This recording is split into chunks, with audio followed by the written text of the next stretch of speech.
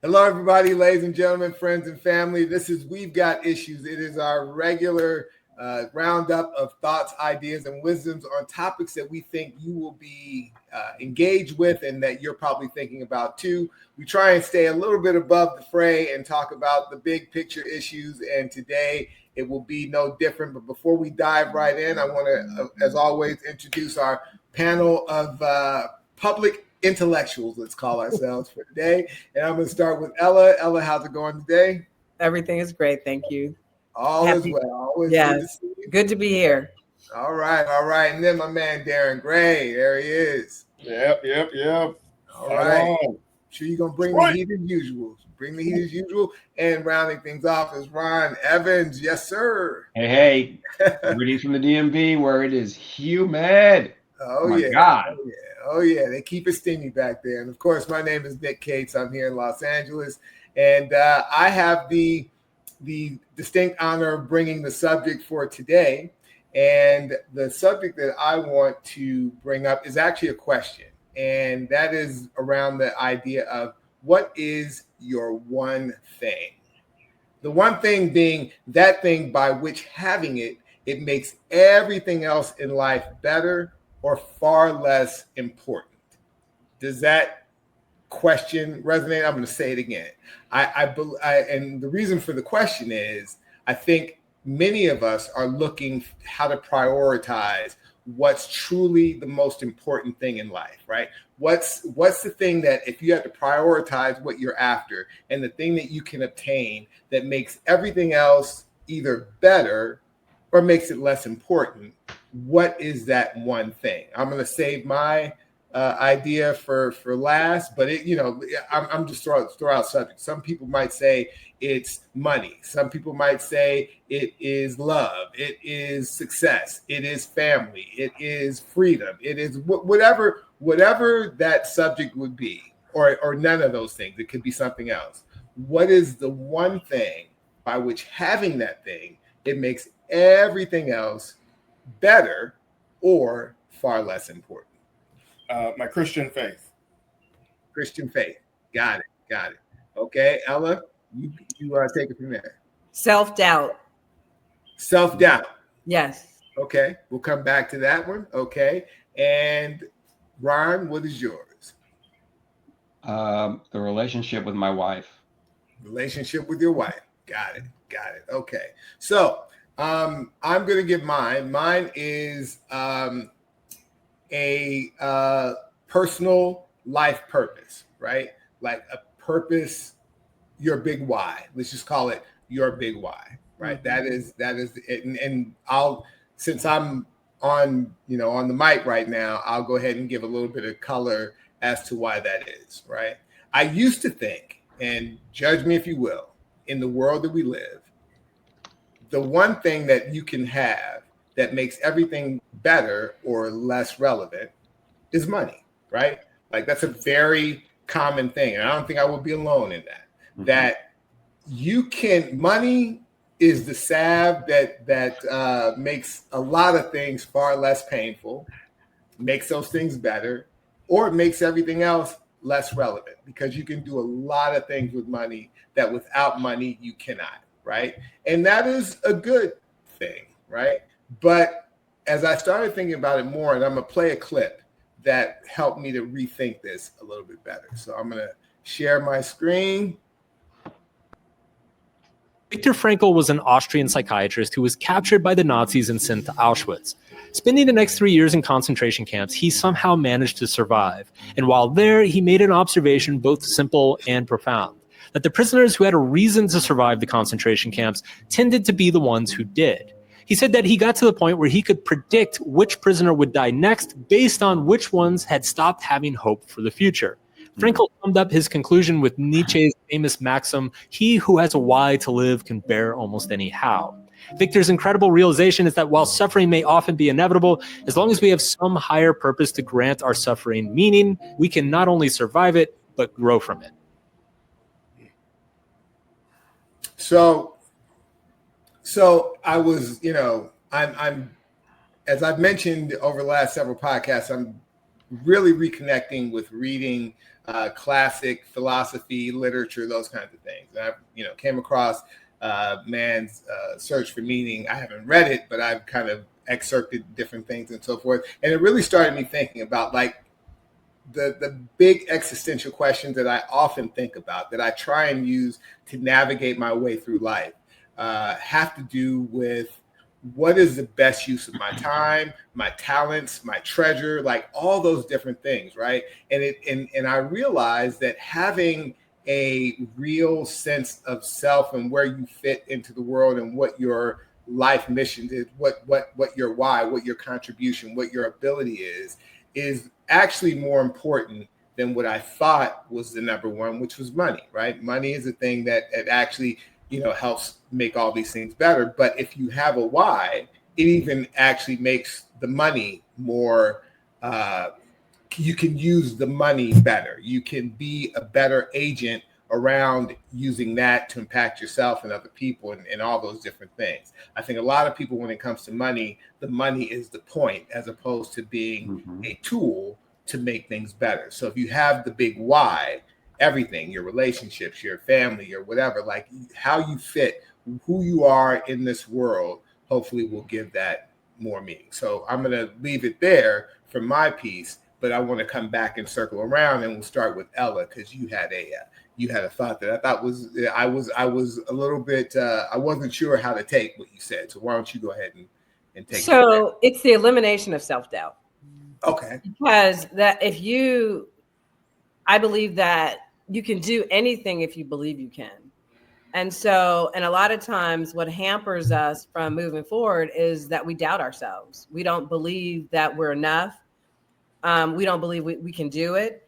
And I think that you can do anything if you believe it. And if you eliminate the self-doubt that clouds our mind because people say we can't, because people are judging us. We have fear of success. We have fear of failure. We have fear of judgment. And when you eliminate all of those things, and you believe in yourself, you can move forward and do anything. Like that. Darren, you mentioned your Christian faith. Yeah. So, I've been a Christian as far as back as I remember, but about a couple of decades, about 20 some odd years ago, I came to a crossroads in my life. I was at the pinnacle of success, career. I was making, I would say, more money than I ever made. I was on the cusp of success in business. Things were just going really well, but my relationships were terrible. And I, through motivation from my cousin, I really rededicated myself to Christ. And then I lost everything. I mean, everything. I'm talking bankruptcy, bro. Everything just fell apart when I walked away. And surviving that, I'm better off now than I was then, even though I don't make as much money as I did then and don't have the same type of success that I have. But walking over the last 2 decades in Christ has really helped me to improve relationships, restore and heal relationships, and be a better boss, be a better friend, be a better a husband, father. So that has made my life enormously better. Like it. And then Ron, you had something that was even more personal and kind of on the ground, which was your relationship with your wife. Yes, my woman. Yeah, I mean, there's a quote that I saw on Instagram a long time ago, and I took a screenshot and I've saved it. And the quote says, "When I got married, all I had was potential. When someone bets their life on you, you make sure they win." And I get a little choked up even saying it right now. And I think about where we started, and I feel, like I was making a good salary and I hadn't finished my degree, and I told her I need to go back. I was working in downtown LA. I need to go back and finish. And I think we probably took on about $10,000 or $15,000 of debt so I could go back and get my degree. And it wasn't, why do you need to go? You're making good money now. It's like, okay, I got you. When we decided to leave Los Angeles, for the Midwest. Okay, I got you. And when someone bets their life on you, you make sure they win. And my goal in life is to be that husband and father that people say, wow, he really was a good provider. He really took care of his kids. He instilled values in them. And it all comes down to, I need to make sure my wife wins because she bet on me. Love that. Love that. I just want to say that I love that, Ron. I mean, that's everything. That to have a partnership, to have somebody that you can depend upon, to understand that you come together and grow, to put that out in the world, to say, I celebrate you, I honor you. That's everything. And so thank you for that. Thank you for sharing that. And because that's so important for our daughters. We both have daughters. And, you know, the men that I see that are their age, they don't have those characteristics. They're not interested in taking care of a family and stuff. And I just love that. I just want to say thank you for that. Thank you. Thank you. Definitely. I think all the ladies out there, your comments, you know, to Ron's submission here, I think we'd love to hear what your things are, and fellas too. You know, there's something in that for everybody. I think Ron is raised a fan club out there with that thought. As he should with that. I mean, we're so into putting each other down, but to lift each other up is so important. It's so needed in our world today. So thank you. Yeah. Yeah. I think also there's some overlap here between all of us, but maybe in particular, what Ella said about removing personal doubt and Ron being in a position where somebody believed in him, right? When he didn't have all the ducks in a row. And so that, yeah. I mean, am I misspeaking? No, 100% right. Oh, Yeah, okay. you're right.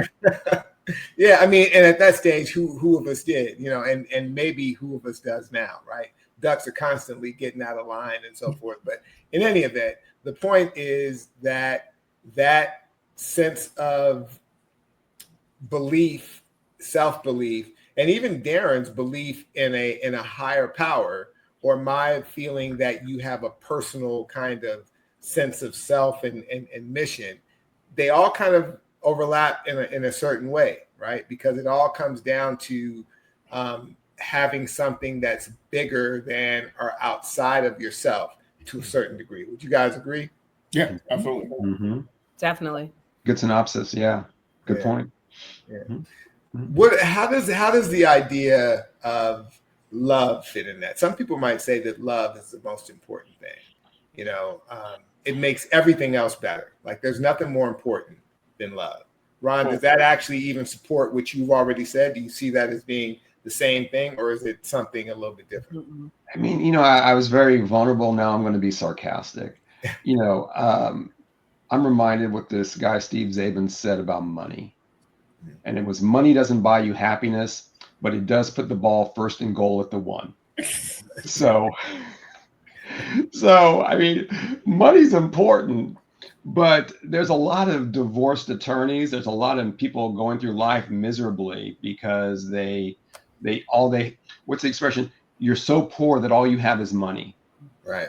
And if you don't have somebody to go to vacation with, or you don't have friends surrounding you that actually care about you, the money's meaningless. So I totally agree, man. Love is absolutely what connects all of us. It's why you get out of bed, because you know that there are people that care about you and that have your back and that will lean on you and you'll lean on them. So this is where I kind of differ a little bit, because you might have love, but you might treat people poorly. Mm-hmm. And so love doesn't matter at that point. It's what you're putting out there to the world. How do you show your love? Is it by, you know what I mean? Is it beating? Is it berating? It took a second. But I caught up now. I'm caught up. You know, it's like who you are as a character. What's your character? Who are you as a person? What are you giving? And I might love you, but if I'm, coming in screaming and yelling at you, that's not the kind of love I want. That's So, right. But Ella, I don't want to get too far off the track of what the question is. I mean, I get that we all have versions of that, but the question is love that thing, no matter what your behavior is, that makes everything else less important, makes everything else better or less important? well, but if you use love to a detriment to something, then I don't want love. So I don't think you can divorce the two. Yeah. Okay. I mean, I think you're parsing a little bit and trying to somehow,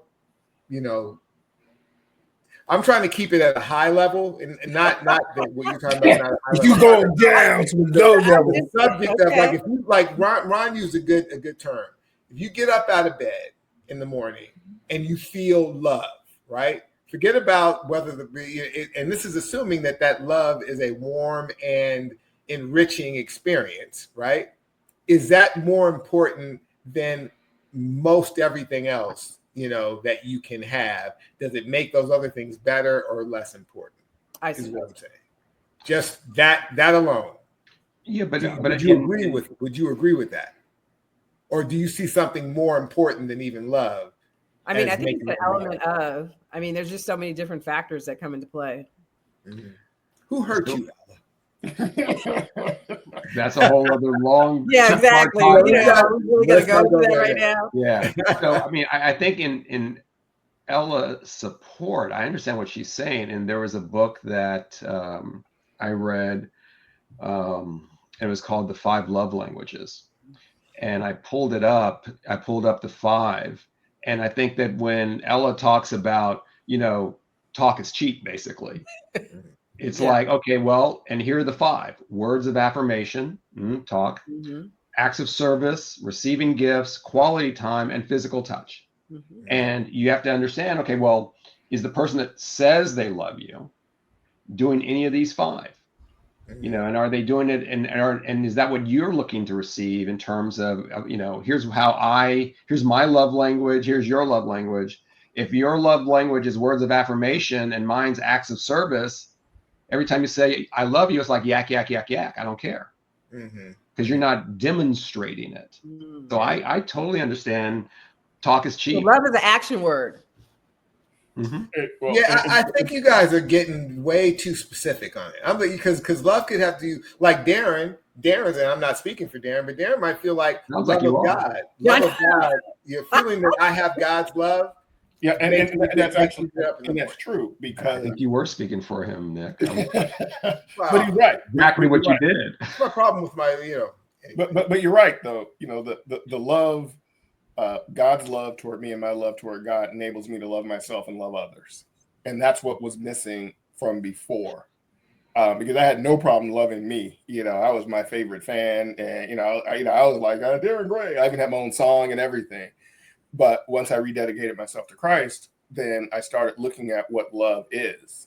There's a story about a guy who he's a train operator, and whenever the train comes, he has to press down the lever or else the train crashes. And he goes down to press down the lever, and then he hears his kid walking on the track, and he's got to make a choice between saving his kid or saving the train, and he chooses saving the train. And that's in terms of Christianity, God giving his son to love me enough to sacrifice something that's so important to him is meaningful to me and is a model for me of, what real love is. It isn't that necessarily that romantic love. It's more of agape, where I love because someone loved me so much to create me, to save me. And I need to reflect that in every relationship and every interaction, even when the person cuts me off on the freeway. I need to live in that space. And it's a hard thing. I have to pray a lot about it. But I think that enabled me to understand what love truly means. It's not just a feeling. It goes beyond that. It transcends that. So, Ron, since you brought it up, let's just go around the horn one time and everybody state what their particular love language is. I think would be an interesting thing, right? So, What, receiving or giving? Because they're different. What it is No, for you. What you only you can like talk about to get. personal for you. Yeah, Because what you like or Yeah. perceive as being love of those love languages. Because it doesn't matter what you give to somebody if that's not their love language. Right. So I want to know what your particular love language is. I know mine. Go ahead, Ella. I know you're in touch with Mine your is acts of service. Acts of service. I feel that. Yeah. Feel that. Same. I'm not even going to belabor. That's my love language too. Yeah. So my wife is definitely acts of service, and I try to mirror that. But I think mine is words of affirmation. Mm-hmm. You know, I'm going to make sure you actually your actions speak to the words you said. But I think just sometimes you just want to hear that you're appreciated. Exactly. Feel that. Feel that. Darren is stuck. I don't actually have You one. do. It, You just have to it, go deep. What do you want a woman? I don't need love. but no, it depends on the person, right? Like No, it depends on No, yourself. it's It's about what you. You feel love. It's what Just you Yeah. need to be filled up. you know, it's different. Like the things like where I look at my wife, I look at like my mom, I look at my daughter, I look at my granddaughter, the women in my life. There are different things that I want from each of them that don't necessarily match to show love. So it's the relationship. It's not, you know, the five. It depends on who the person is, you know, and that's what is you know, it's you know, I've read the book, you know, the love languages, and you know, I always thought that was a very simplistic way of looking at life, because your relationship with an individual person and who they are to you determines what that love language is and what you want to receive from that person, because you may not want to receive that from a different person. It's like, I don't want my female friends to want to touch me, but I may want What that do you from my want from your wife. wife? What do you want from your wife? How about that? There you go. All Yeah, of it. let's get All of real about it. All of it. All of it. There's 5 choices, and they're mutually exclusive. No, they're not. Words of affirmation, acts of service, touch. What was the other two? Doesn't one time? I think Time. Yeah, I mean they're not mutually exclusive. There's But one one doesn't rise above the others. No. Okay. All right. We're not going to beat you up about this. Yeah. Your answer is your answer. You know, Exactly. the people out there can decide what they think about it, and we do like your comments, so feel free to chime in. Last question on this subject, because I don't want to not address the issue of money, because I think in the society that we live in, money certainly is very important. I remember hearing a quote recently said, "The answer to all your questions is money." Right. So anyway, so everybody going around the horn, if you could have the thing that you mentioned is the most important, like the one thing, and be flat broke, or you could be rich and not have the thing that you said is the most important thing, which would you choose? So for example, if somebody said love, I can have love and be flat broke, or I could be rich and not have love. Which would you choose? Well, it's easy for me. Money. It's Money. I'll take money. Forget about the self-doubt. I'll take all money. the self-doubt in the world, but give me the money, right? Give me the money. You know what? That's real. That's real. Well, Aaron, it's easy for me because, you know, when I turned my life over to the Lord again, I lost everything. I mean, I was broke, and I was happier there because I had confidence that, you know, God will take care of me no matter, you know, come what may. So that for me was easy. I'd rather have my Christian faith than money, because my Christian faith lets me know that I will be provided for either way. Got it. Ron, we know what your answer is going to be. Well, and it's not because it's not because my wife may watch this, but I ain't dumb either. No. Right? So no, I mean, Sorry for Darren.